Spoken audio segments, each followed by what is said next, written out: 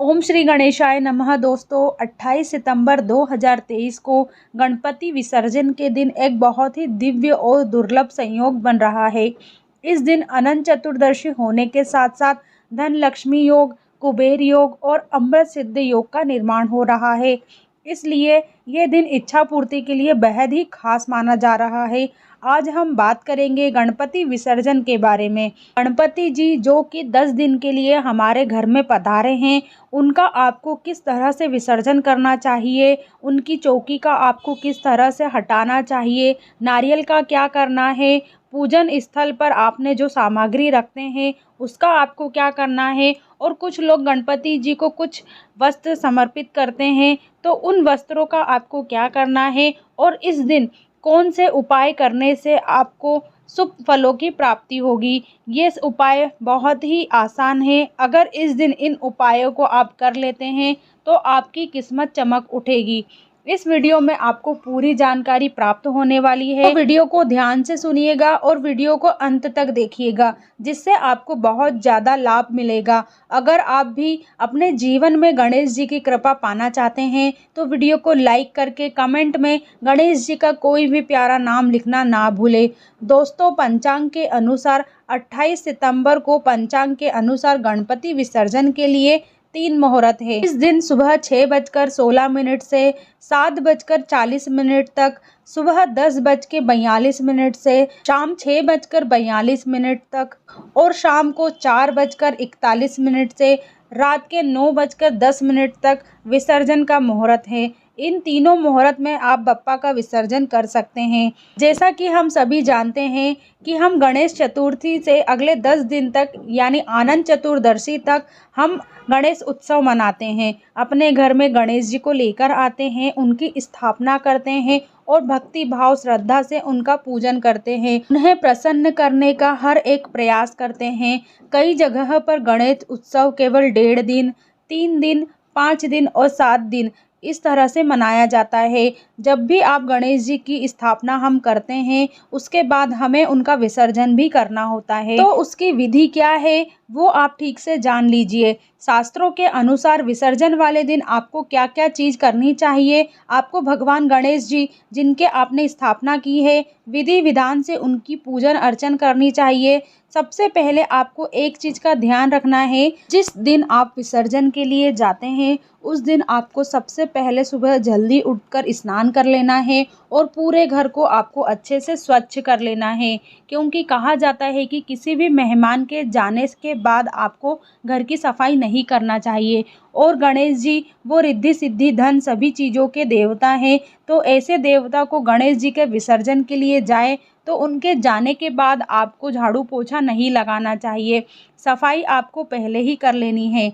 इसके बाद पूरा परिवार मिलकर आपको गणेश जी की पूजन अर्चन करना चाहिए। गणेश जी को फूलों की माला पहनाएं, गणेश जी को सबसे प्रिय दुर्वा अर्पित करें, कुमकुम, अबीर, गुलाल, चंदन सभी चीज़ें आप गणेश जी को समर्पित करें। गणेश जी को भोग लगाएं, उनका प्रिय भोग जो उन्हें पसंद है जैसे मोदक, लड्डू, गुड़ जो भी आपसे बन सके वो आप भोग लगा सकते हैं। भोग लगाने के बाद पान, बतासा, लौंग, सुपारी अर्पित करें। इसके बाद भगवान को घी का दीपक जलाकर, धूप दीप जलाकर आरती करें। ओम गण गणपते नमः मंत्र का जाप करें और फिर अगर संभव हो तो एक छोटा सा हवन आपको विशेष रूप से कर लेना चाहिए। आपको हवन कैसे करना है, एक माटी का या लोहे का पात्र में आपको गाय के गोबर का कंडा जलाकर रख लीजिए और उसमें आप चाहे तो घी से भी ओम गण गणपते नमः मंत्र का जाप करके 11 बार आपको उसमें घी की आहुति देनी है। आप गणेश जी के लिए एक छोटा सा इस तरह से हवन कर सकते हैं। इसके बाद आपको करना है विसर्जन की तैयारी। तो विसर्जन की तैयारी आपको कैसे करना है ध्यान से सुनिएगा। कुछ लोग चौकी पर गणेश जी की स्थापना करते हैं और कुछ लोग बिना चौकी के लाल कपड़ा बिछाकर उस पर अक्षत रखकर स्थापना कर देते हैं। आपको एक चौकी लेनी है, उसमें आपको थोड़ा सा गंगा जल छिड़क कर उसे पवित्र कर देना है। इसके बाद कुमकुम से स्वास्तिक बनाएं और उस पर थोड़ा सा अक्षत छिड़क दे। लाल या जो पीला जो भी आपके पास कपड़ा है वो उस पर बिछा दीजिए। जिसने पहले से चौकी रखी हुई है उन्हें सिर्फ वो चौकी उठाना है, ये सारी चीज़ें नहीं करनी है। जिन्होंने नहीं रखी है उनके लिए ये बात बता रही हूँ।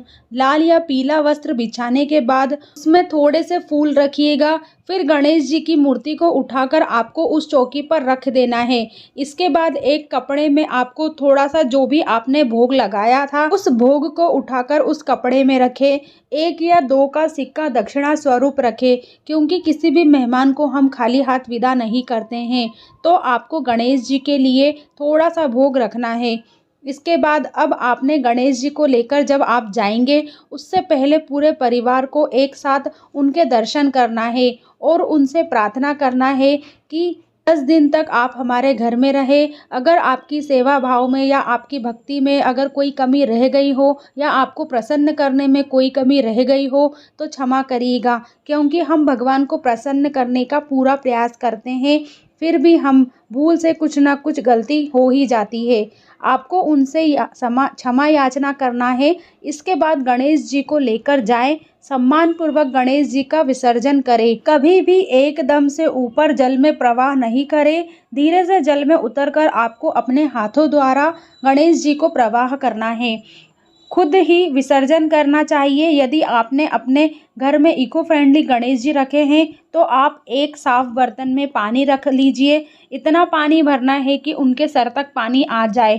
पानी में थोड़ा सा कच्चा दूध, थोड़े से पुष्प उसमें डाल दीजिएगा। उसके बाद आप अपने गणेश जी को उसके अंदर विसर्जित कर दीजिएगा।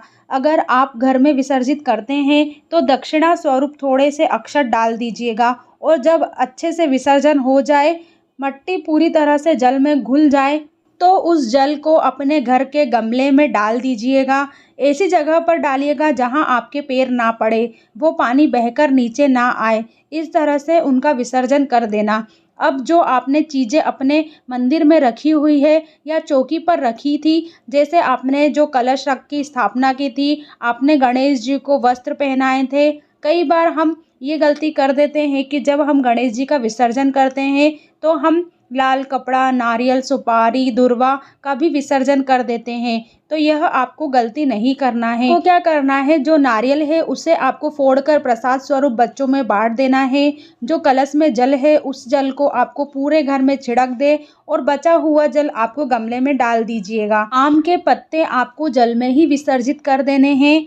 और जो दुर्वा है, सुपारी है, दक्षिणा स्वरूप आपने जो भी चढ़ाया था, जो भी कलश के नीचे आपने गेहूं या चावल रखे थे, उन्हें आपको लाल कपड़े में बांधकर आपको अपने घर की तिजोरी में रख देने हैं।